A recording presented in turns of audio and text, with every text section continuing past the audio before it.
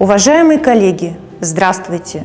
Позвольте представиться, Конюша Надежда Николаевна. Перед педагогами в год детей президентом поставлена серьезная задача – поддержать учеников во всем. Процитирую. «Нас всех ждут большие дела. Особое внимание нужно уделить детям. Их благополучие – надежная гарантия успешного будущего нашего государства». Каждому учителю хочется, чтобы ученики смогли не только успешно осилить непростую школьную программу, но и показать достойный результат на серьезных предметных соревнованиях. Высоким показателем качественных знаний считается не только результат внешней оценки МОДО, ЕНТ, но и предметной олимпиады. Сегодня по итогам участия оценивают качество образования в школе, районе, области, республике.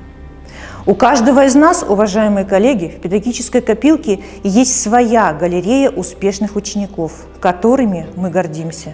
Как показывает практика, в каждом классе есть и учащиеся с высоким потенциалом, но не всегда проявляющие себя. Да, Олимпиада по русскому языку и литературе – одна из непростых олимпиад, и зачастую участвовать в ней на районном, областном, республиканском уровнях может не каждый ученик. Но каждый из педагогов, заинтересованных в своем результате, может организовать работу по повышению мотивации среди потенциальных учеников, тем самым разглядеть талант и способности в каждом школьнике. Каким образом, спросите вы? Областной ассоциацией учителей русского языка и литературы определено направление работы – активизация работы учителей области по созданию системной подготовки потенциальных участников к интеллектуальным конкурсам. Что мы для этого сделали? Создана творческая группа коллег-языковедов «Виртуальная площадка олимпийцы Северо-Казахстанской области». В нее вошли креативные, позитивные, любящие свою профессию учителя-русоведы области. Идея виртуальной площадки – консолидировать работу учителей ассоциаций, и творческая группа наша уже работает.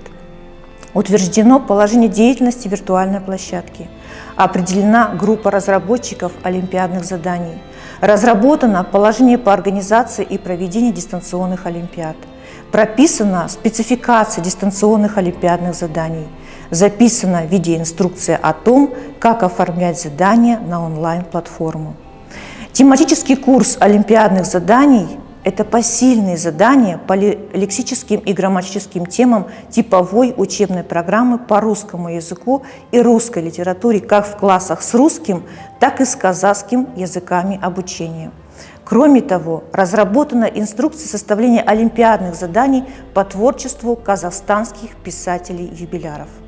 Коллеги, чьи фото вы видите на слайде, поделятся опытом среди стажистов и молодых. Представят свой опыт, расскажут об успешных олимпийцах Северо-Казахстанской области. В качестве координатора этого направления нашей работы я ставлю перед коллегами диагностические, учебные, методические, наставнические, творческие и профориентационные цели. Об особенностях построения такой творческой работы вы узнаете на областном мастер-классе, который пройдет в середине октября этого года. Я приглашаю к сотрудничеству всех желающих учителей-русоведов. Языковые олимпиады, которые мы проведем, ориентированы на потенциального участника.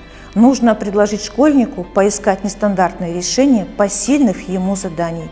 В таком интеллектуальном соревновании могут принять все учащиеся класса и проверить свои знания, преодолеть психологические барьеры и, главное, повысить уверенность в своих силах. А учителя, языковеды, определятся с базой проснувшихся потенциальных олимпиадников.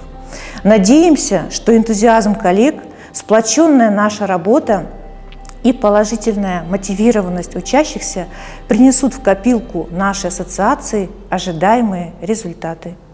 Благодарю за внимание.